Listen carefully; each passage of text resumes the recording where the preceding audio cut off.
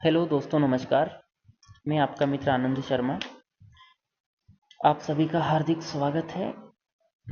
जैसा कि आप जानते हैं, हम एमपीपीएससी मेंस का अध्ययन कर रहे हैं इस समय। राज्य सेवा परीक्षा मुख्य परीक्षा और पेपर 5 के अंतर्गत जो अनुवाद वाला भाग दिया हुआ है सिलेबस में, उसमें हम पारिभाषिक प्रशासनिक शब्दावली और 10 नंबर की आने वाली है, आप जानते हैं।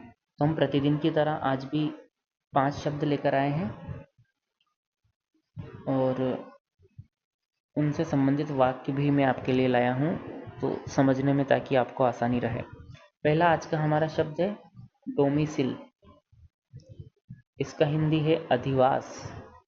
दूसरा है ड्यूली।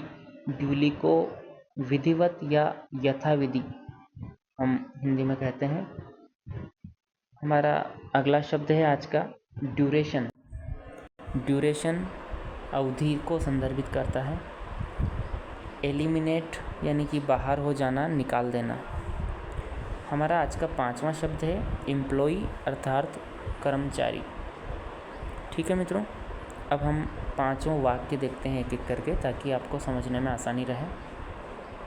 पहला हमारा शब्द है डोमिसिल, अधिवास। I have a proof of domicile. I have a proof of domicile. मेरे पास अधिवास का सबूत है। ठीक है, बन गया। ड्यूली विधिवत, यथाविधि, है ना। कोई सा काम विधिवत किया गया है या नहीं, तो अपन कहेंगे कि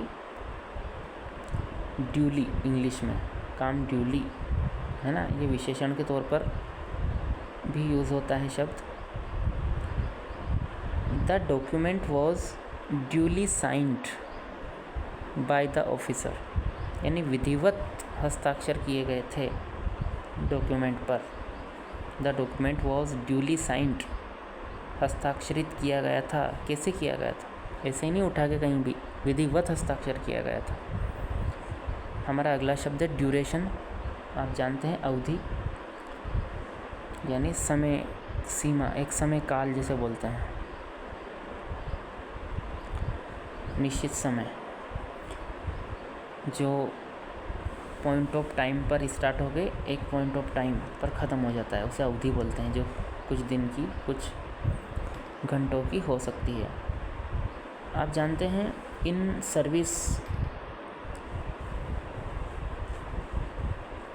translation training course is of 3 month duration.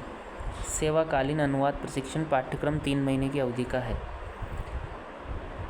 In service translation training यानी जो सेवा के दौरान अनुवाद की ट्रेनिंग है, प्रशिक्षण है, उसका course is of 3 month duration, 3 महीने की अवधि का है। ठीक है, आज मेरा स्वास्थ्य कुछ ख़राब है, इसलिए मैं आपको इतना सक्रिय नहीं दिख रहा हूँ, लेकिन मैं आपके लिए आज वीडियो ज़रूर बना रहा हूँ। कोशिश करूँगा मैं अगले वीडियो में पूर्ण ऊर्जा के साथ आपके समक्ष उपस्थित हूँ। अगला हमारा शब्द है एलिमिनेट। एलिमिनेट यानी बाहर हो जाना, निकाल देना। 2 candidates were eliminated before the final round of election. 2 उम्मीदवारों को अंतिम चरण के चुनाव से पहले बाहर कर दिया गया। ठीक है, तो आप एलिमिनेट शब्द को पकड़िए। एलिमिनेटेड, है ना, या थर्ड फॉर्म यूज़ हुई है क्योंकि सेंटेंस पैसिव वॉइस का है, आप समझ रहे होंगे। वर एलिमिनेटेड, 2 कैंडिडेट्स वर एलिमिनेटेड। इनको एलिमिनेट किया गया है, किसके द्वारा किया गया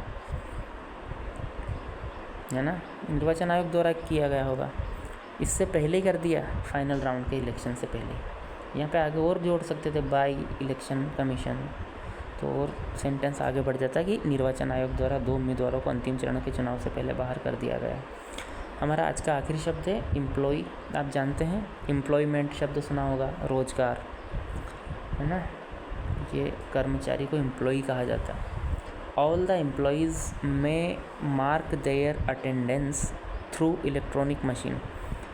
आप जानते हैं अनेक कार्यालयों में उपस्थिति के लिए फिंगरप्रिंट मशीन या अन्य बायोमेट्रिक पहचान वाला उपकरण प्रयोग में किया जाता है। तो वो उसी से रिलेटेड सेंटेंस मैंने आपके लिए बनाए हैं कि सभी कर्मचारी अपनी उपस्थिति इलेक्ट्रॉनिक मशीन से दर्ज करें।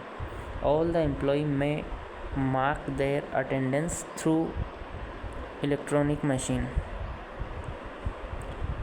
तो मुझे उम्मीद है कि ये पांचों शब्द आपने याद कर लिए होंगे, अपनी कॉपी में नोट कर लिए होंगे।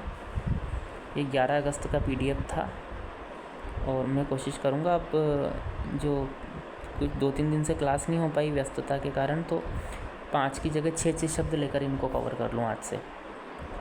तो आप बने रहिए और मुझे उम्मीद है कि आप रिवीजन भी कर रहे होंगे। बहुत बहुत धन्यवाद। कोई आपका प्रश्न हो तो आप कमेंट में डाल सकते हैं, कोई सुझाव हो तो भी स्वागत है आपके सुझावों का। बहुत बहुत शुक्रिया।